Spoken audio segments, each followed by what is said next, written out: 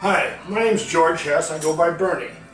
My daughter and my granddaughter are visiting here from Nashville, Tennessee, and my grandson and his semi-beautiful girlfriend, Erica, and my gorgeous wife. My daughter has been after me to make Chili Rellenos for her every time she comes. So what I'm going to do, we decided that she's going to film this, put it on YouTube. We'll see. But I'm going to make Chili Rellenos and show you how to do it. We're going through the whole process. So the first thing you do is you turn on, what do you call this, Kim? It's an asador. Asador. It's a great little thing, and you have to burn your chilies. You want to get beautiful, big poblano chilies. So the first time I made Chili Rellenos, I lived in Las Vegas, Nevada, and I bought them in a can, and I made Chili Rellenos. I had a good friend named Victor, who was a Mexican. Oh my gosh, you thought I had committed a mortal sin. So he said we have to go to El Paso and see his mom. So we go to El Paso on a trip, and I meet Victor's mom, who's a sweet little Mexican lady that cooks real Mexican food. And she taught me how to do these. And if you go to a restaurant and you order Chili Rellenos, you want to make sure you ask, do you roast your chilies? If they don't order them. Because the canned ones have a total different flavor. Canned ones will work in a caldillo or a Mexican stew or something. These work better, but you can use them in an emergency. So while those are burning, we're going to go through, you're going to need some cheese for stuffing. You'll need eggs. You're going to need a little cream of tartar. And you're going to need some flour. Obviously, you're going to need a frying pan. A non-stick is great. So we've got one here when we're ready. But this takes a little while to do, but it's well worth it. And I'll show you how they turn out. So take a pair of these. Every kitchen, we have, I think, 8 of these. So these, you keep turning this, and as you can see, they start to burn. That's what you want. You want these to burn. I probably should have had them on a little sooner, but we'll get them done here, and then we can move on. It doesn't take long to make these when this part is done. So we're going to burn these things up, and then what we'll do is we're going to take the seeds out, which is a little bit tricky, and then we stuff it with cheese. We dust them in flour, and then you want to leave them in the refrigerator for a couple hours. I've already got some that have been in the refrigerator, so we'll put in the refrigerator. We'll cook them later. You're going to want to have a knife, a little knife, and you want one of these.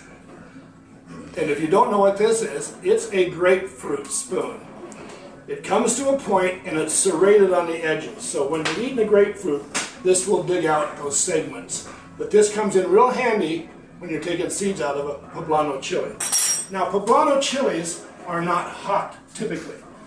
Some can be spicier than others. But it's important to get all the seeds out and the veins.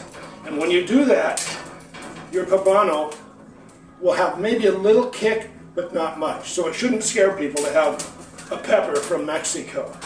Most grocery stores carry these now. There was a time, you'd have a hard time finding these. But you can go to almost any grocery store now and find beautiful poblano chilies. And what you want to get is ones that are nice and straight. Pick the straight ones. Make sure they're all fresh. Because if you get one that's curled, it's really hard to roast the skin. Because the flames can't get to it. Now you can do these in the oven if you don't have a gas burner. Highly recommend it on a gas burner. If you have a stove, gas, do it this way. But you can roast the pepper in an oven till it's black. And then we do a process, and we'll get these charred up here. I told Kyle we should have had these done sooner, but she insisted that she's the head of the camera department, so I'm kind of stuck here. She's been a stubborn child most of her life. Thanks, Dad. You're welcome, honey. And if this works, and we get some response, which I doubt we will, but we have a lot of recipes, Kim and I do. We are frustrated chefs. We're not trained. We've never been trained to cook, but my wife is an amazing cook. I'm a pretty good cook, My first meal I cooked, I was 5 years old, living in Hoquiam, Washington. And I was an early riser my whole life. I got up one morning, everybody's asleep, and I'm going to cook me some bacon. Who doesn't like bacon? So I'm down there and I got the bacon in the pan, and I like crispy bacon. It's not getting crispy. So I pick it up with a fork, it's limp. And I keep, pretty soon we got some smoke coming up. Pretty soon my mom comes down the stairs. Now my mom was kind of a hard nose, all upset, like I was burning the house down. And she goes, "What are you doing?" I said, "I'm cooking some bacon for breakfast." I was probably almost 6 years old. And she goes, "Well, okay, it's done." I said, "No, it's still limp." So she takes it out and puts it on a towel, and I got crispy immediately. That was my first cooking lesson. I know how to crisp bacon now. But that was, Mom was not happy with the house thinking it was burning down. But I learned at that moment how to cook. And I've had a love of food, obviously, my whole life. And mostly home-cooked food. Comfort food. I lived on a farm. I'm a leftover king. I love leftovers. I like Spam. Yeah. I can't get my wife to eat Spam. And I can't really get her to eat liver, and I love liver and onions. But when you grew up on a farm, we were very, very poor. You ate what you could grow, and what you grew and slaughtered, that was how you ate. And so you learn early on, especially when Mom and Dad worked, they couldn't always be there to cook dinners, you learn how to cook. And then when I was single, living in Las Vegas, I lived in this big apartment house. It was one story, all wrapped around a swimming pool. And I would start cooking like on a Sunday, and it was known in the complex, there's a lot of single young people there, that Bernie's cooking, it's time for dinner. So I had to always cook a lot, because I had a lot of company at dinner time. And I learned a lot of techniques. One of the first TV shows I ever watched was The Galloping Gourmet with Graham Kerr. He was my inspiration to learn how to cook a little different kind of foods and go get out of the box. Now when you buy your peppers, you're going to get them in a plastic bag. Once you've burnt them and you burn them, you put them in this plastic bag, and then you get the other one. It's not quite ready, but then you seal this up. And by doing that, the pepper's got a lot of moisture in it. It steams the skin, and the skin comes right off. It can be a little bit of a challenge, a little messy, but if you don't do this, you're never going to peel a pepper. So make sure that you char them all over the place, because that releases the skin once it's steamed in the bag. So keep your bag, steam your peppers. We're going to call this good. It might give me a little challenge, but we can get through that. So we're going to stick these in here. We're going to seal it up. We'll let them sit for a little bit. Now once you've made your peppers, and I'll get to the point where I show you when you should put it in the refrigerator for a couple hours. It makes the batter stick better. So now we're going to take, and I'm going to get a bowl. You always want to put your eggs in something. You cannot have any yolk in your batter. One drop of yolk in those whites, and it will not fluff up. So you've got it, and the best way to do this, to make sure it doesn't happen accidentally, is you take your egg and you separate it, the white, separate the yolk. We all know how to do that, right? Okay? There's other ways to do it, but this works pretty good. So you got the yolk in here, and you have your whites in here, and that's no yolk. No yolk. So. See, now this is really, That's what you call an egg joke, Dad. that one's no good. I'll never get that yolk out. Eggs nowadays have very weak yolks. So I'm going to get another container, and we'll try another one. So we're going to have to do about 4 eggs here. So we're going to separate this one. I want to know why eggs have weak yolks. Because they don't, the chickens aren't scratching in the barnyard anymore, getting those nutrients that make hard shells and good yellow yolks. Okay, so we're going to separate this one. Oh, No yolk, huh? No yolk. Oh yeah, now I have a heckling crowd going on here. Is that your peanut gallery? Semi-beautiful grandson's girlfriend.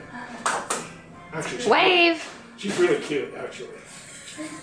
She's really cute. Everybody just saw her. I just panned over to her for him. Okay, we're going to put that one in there.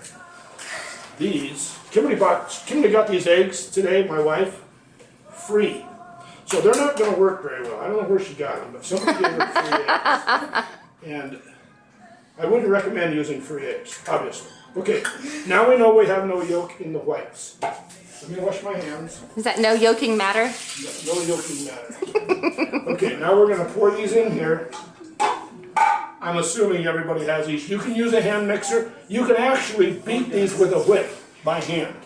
So now we raise the bowl and we start beating. Okay? And they beat for quite a while. You want them really thick and stiff. So we're going to let those go. And we're going to fluff up. Let me get rid of some stuff here. Clean up my mess. My wife and I, when we bought this house, it was 1,100 square feet. We're retired home builders. The house now is over 5,000 square feet. And we had to have a nice kitchen. So we have a nice kitchen.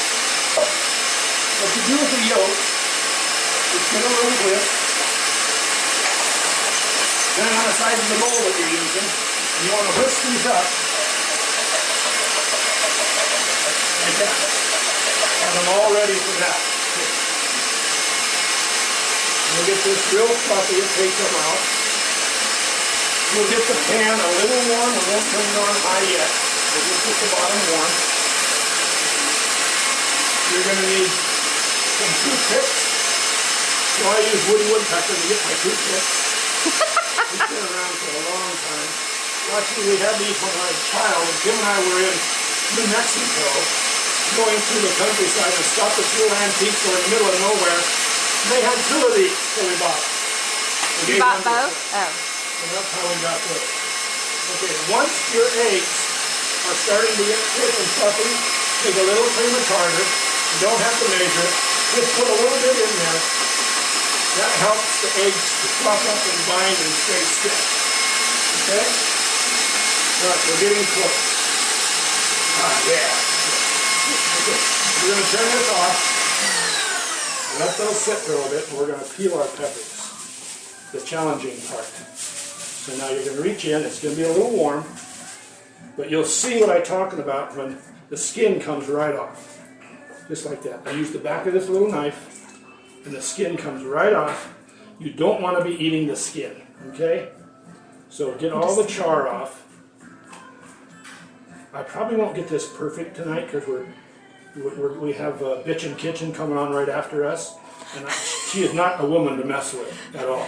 Is this Bernie's Badass Kitchen? Well, we're wondering what to call this if we do another show or something. I'm looking forward to Kimberly doing a few recipes, but yeah, my daughter thinks Badass Kitchen, but I don't know. We'll see. Erica's the one that came up with that one. Oh, Erin did? Erica. Oh, Erica did. Oh yeah, that looks like something she'd come up with. She's so innocent it's sickening. How did you come up with that? Erica is going to be a nurse. We're very proud of that. Erin, just this year, we were so fortunate to be able to go up to Oregon, go to Oregon State, and Erin graduated Oregon State this year. The first one in the family to do a 4-year college. We're very proud of Erin. Yay! You gotta wave to the camera, Aaron. He's a little noisy. He talks too much. He talks too much. He worries me to death. Okay, now we're going to peel this one. This one I charred a little bit better, but you can see what I mean, how this. And you want to be careful and not cut the chili if you can help it. Okay? So usually I would take a lot more time, but we're, like I said, Bitchin' Kitchen's coming up my rear, so we got to get this out of the way. So now what you do after this is clean off your board. And we use a lot of these boards. We have about 6 of these flexible. They're just great. Now you take your little knife and you look for a place that might have already split, like right here, and you go up the chili, and now it's kind of warm. You go in and you grab that seed pod and you go, ow, ow, ow. Okay. And then you go up this one, and you do the same thing. Add the seed pods. That's the part that's going to be warm. Not warm, hot, but spicy warm. And then you take your spoon, you open up your chili, and now you can take this spoon and you can just drag the seeds out, and it'll catch any of the veins.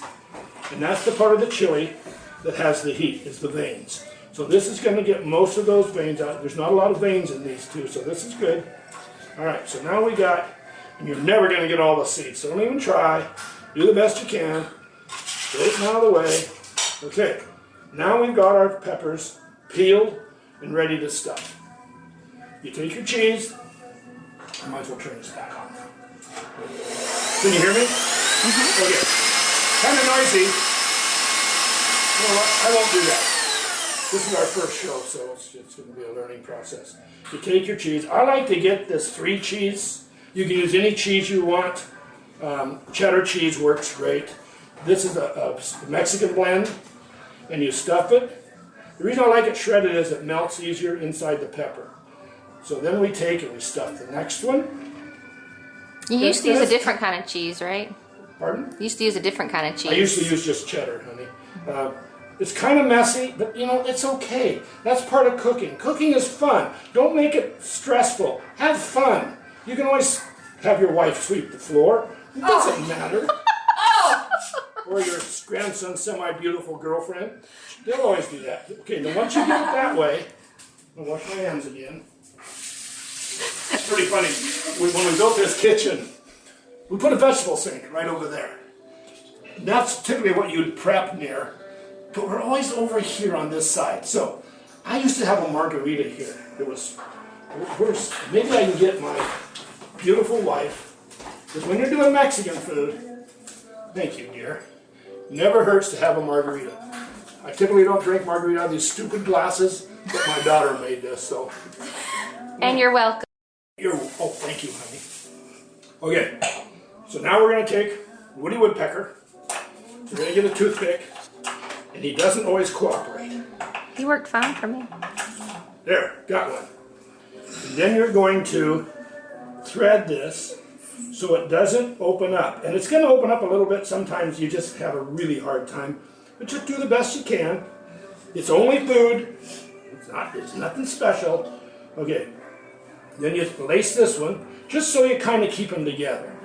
Okay. Then what you do is you take your stuffed chili and you roll it in flour. You got to roll it in flour. Flour is the binder to the eggs. Move the bowl. Yeah. There you go. Okay. Are you happy now? I'm happy now. Thank you. Okay, I need another toothpick, buddy. Give me another toothpick. Sometimes you just dump them out on the countertop and then you just pick them up. It's a lot easier that way. Then you don't look so silly. It's my badass kitchen. Okay. So then you want to take these. Let me wash my hands again. You typically you'd put them on a plate and set them in the refrigerator. I'm going to put them on some foil for right now because it's handy. So I'm just going to set this one over there. And then I'm going to roll this one in flour. Very important to roll them in flour. If you're battering anything and you're going to deep fry it, tempura or anything, you want to roll the stuff in flour first because the batter will stick. Okay? And then I'm going to have to jab him again with a toothpick. Okay. Those two are sitting there.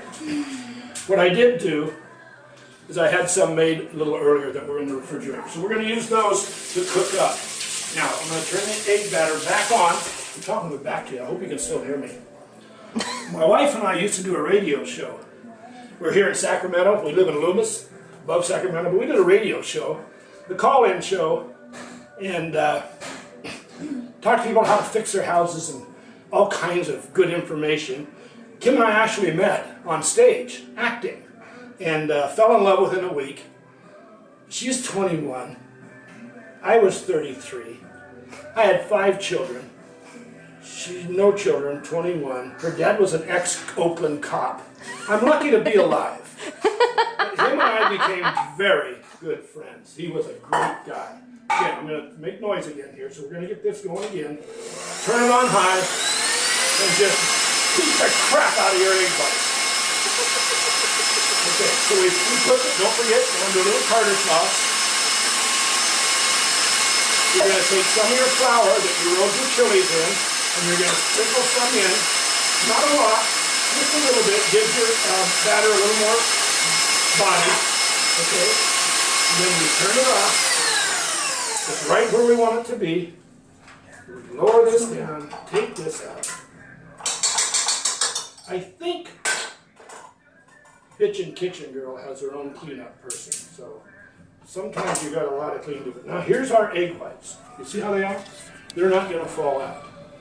So then you take your egg yolks and you add them back in after you've whisked them. But you need to get a spoon.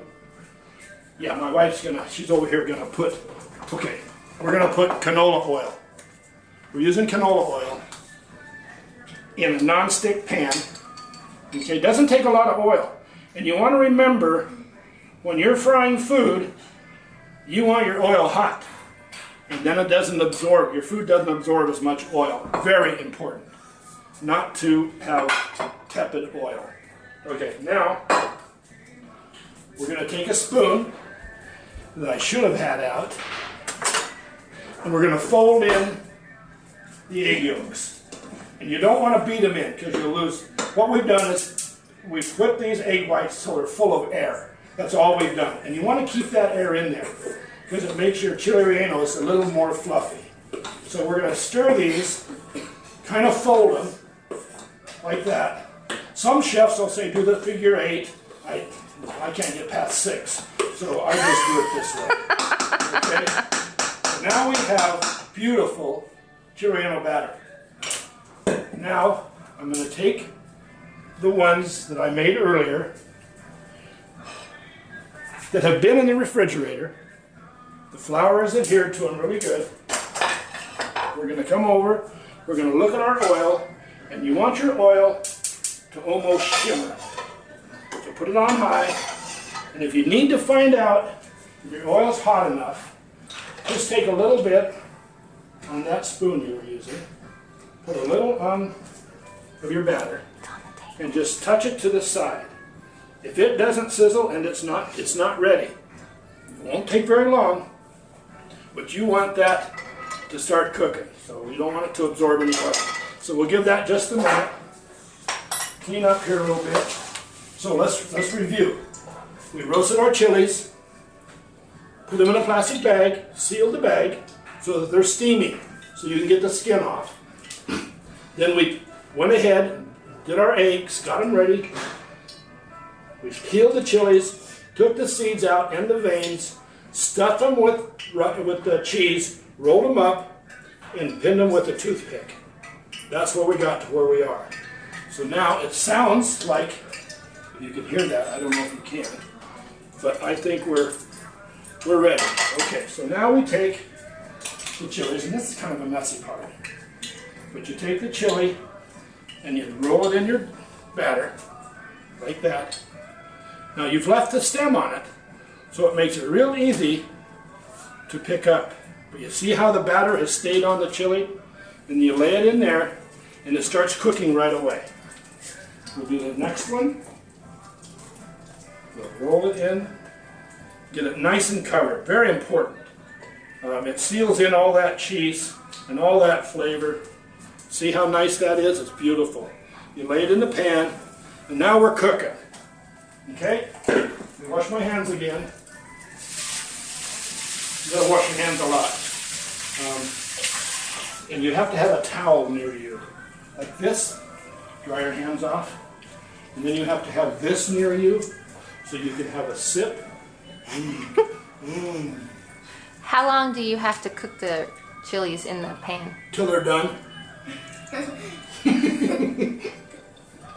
You'll see. What are you laughing at, little girl? Now, I always keep my salt and pepper right next to the stove. Take some salt, sprinkle it on. If you do it this way, you can control how much salt is going on. A lot of times you use a salt shaker and you can't see the salt come out, so you don't know what you've done. Same way with the pepper. Just a little pepper on each one. Okay, we're done. Okay, wash my hands again. I wash my hands so much sometimes I lose skin, but it's pretty good today. These hands, they've worked hard. They don't play concert piano, so, okay. The best thing to use to turn them is a spatula like this, because you want to be able to put it under the whole chili. Now we're going to take this first one we put in, we're going to pick it up, and we're going to roll it over. Look how beautiful that is. That is as pretty as they're going to get. So now you take the other one, and you can do the same thing. That is a beautiful is two chili. Beautiful chili rellenos. They don't get prettier than that. So if you follow these instructions or this little lesson I did, you too can have this kind of chili rellenos. Now a lot of times you'll make your own sauce. I didn't do that today. You can just use any taco, any salsa, taco sauce, whatever. But if you can make your own, it's really good. And if you have enough of these, one of these serves one person. And I'll tell you what, if you don't eat them all that night, you take a flour tortilla. You put it on your, what do you call this, Kim?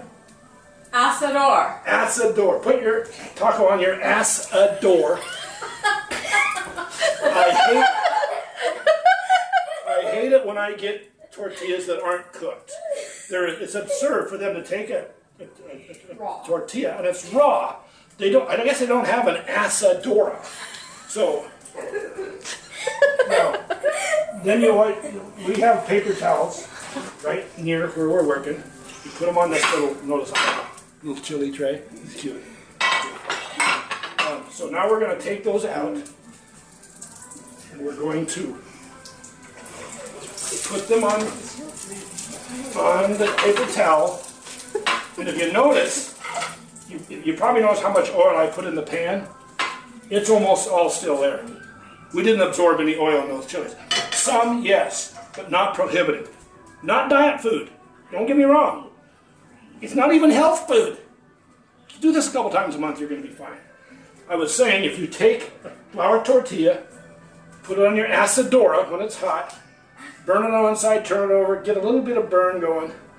Take your cold chili relleno out of the refrigerator, put it in your tortilla, put a little butter alongside, roll it up. You have died and gone to heaven. They are delicious the next day.